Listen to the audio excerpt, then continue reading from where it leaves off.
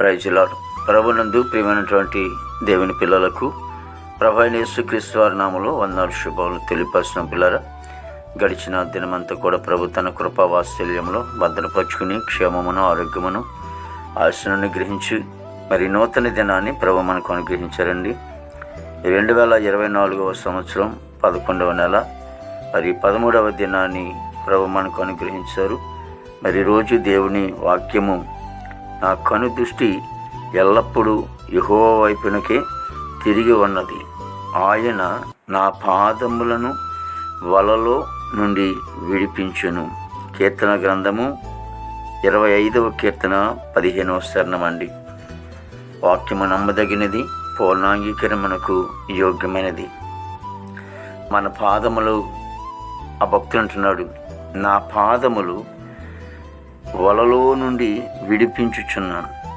దేవుడు అంటండి, ఆయన పాదములను చిక్కబడకుండా,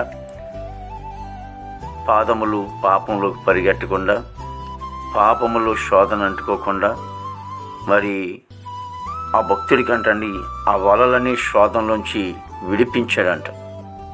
ఎందుకు విడిపించాడంటే ఆయన ఎల్లప్పుడూ కూడా ప్రతిరోజు కూడా మరి దేవుని వైపునే తన దృష్టి ఉంచుతాడంటండి. తన దృష్టి దేవుని వైపు ఉన్నాడంటే వాక్యం చదువుకోవటము, ప్రార్థించుకోవటము, దేవుని సందు గడటం అనేది కదా. కాబట్టి అతడు అటువంటి శోధనలను తప్పించాడంటే, మరి కీర్తన గ్రంథం 91వ కీర్తన మనం చదువుకుంటూ ఉంటాం. నీ పాదములకు రాయి తగలకుండా ఆయన ఎత్తిపట్టుకున్నాడని. అంటే మన పాదములకి రాయి తగలకుండా ఆయన దూతల్ని మరి ఎత్తిపట్టుకోవటానికి ఆయన మరి మనతో ఉంచాడు. కాబట్టి మన పాదములు మరి పాపములకు వెళ్లకుండా దేవుడు విడిపించాడంటే మరి మన దృష్టి, ఆ భక్తుడు అంటున్నాడు, నా కను దృష్టి ఎల్లప్పుడూ కూడా యెహోవా వైపునకే తిరిగి ఉన్నది. ఈ రోజున శోధన నుంచి తప్పించబడాలంటే, మరి సమస్య నుంచి విడుదల పొందుకోవాలంటే, మరి మనం కూడా దేవుని వైపు చూస్తున్నప్పుడు మనం కూడా ఎంతగానో ఆస్వాదింపబడతాం కదా. ప్రార్థన చేసుకుందాం. ప్రేమగల తండ్రి, కృపల యేసునికి స్తోత్రాలు స్తుతులు చెల్లిస్తున్నాం ప్రభు.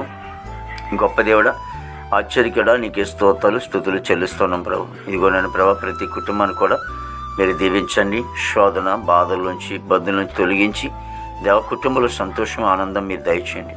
దేవ ఇదిగో తండ్రి యేసు నీకు వందనాలు ప్రభా. మా భారతదేశాన్ని మీరు ఆశ్రయించండి, దీవించండి. నాయకులు, అధికారులు అందరూ కూడా మంచి వంతు నింపండి.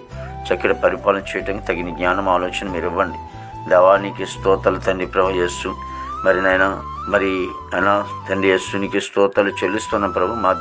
మా భారతదేశంలో ఉన్నటువంటి బిడ్డలందరినీ కూడా దీవించండి. విదేశమైనటువంటి బిడ్డలందరినీ కూడా దీవించమని ప్రార్థిస్తాం. వానికి స్తోత్రాలు చెల్లిస్తున్నాం ప్రభు. మరి నాయన యవన బిడ్డలందరినీ కూడా రక్షించుకోండి, యవనస్తులందరినీ కూడా రక్షించుకొని ప్రార్థిస్తామనికి స్తోత్రాలు చెల్లిస్తున్నాం ప్రభు. దేవాదిగో తండ్రి నాయన మా దేశ పాడి పంటలందరినీ కూడా మీరు ఆశ్రయించండి ప్రభా. పనికి వెళ్ళే బిడ్డలకు మంచి వంతు నింపండి, స్కూల్కి వెళ్ళే బిడ్డలకు మంచి వంతు నింపండి. దేవానికి స్తోత్రాలు చెల్లిస్తున్నాం ప్రభా. హాస్పిటల్ రోడ్డు స్వస్థపరచండి, జైల్లో ఉన్న బిడ్డలు విడుదల చేయండి. కోర్టు గొడవలు, కేసు గొడవలు అన్నీ కూడా కొట్టివేయండి తండ్రి చేస్తే. దేవా మీరే మాకు తోడుగా నడిపించి దేవాదిగో తండ్రి గర్భిణీ సుఖం డెలివరీ దయచేయండి ప్రభా. తల్లి బిడ్డ క్షేమమును ఆరోగ్యము దయచేసి ఈ దినమంతా కొన్ని విశేషమైన కృపతో నింపమని యేసుక్రీస్తు నామములో అడుగుచున్నాం తండ్రి. ఆమేన్, ఆమేన్, ఆమేన్.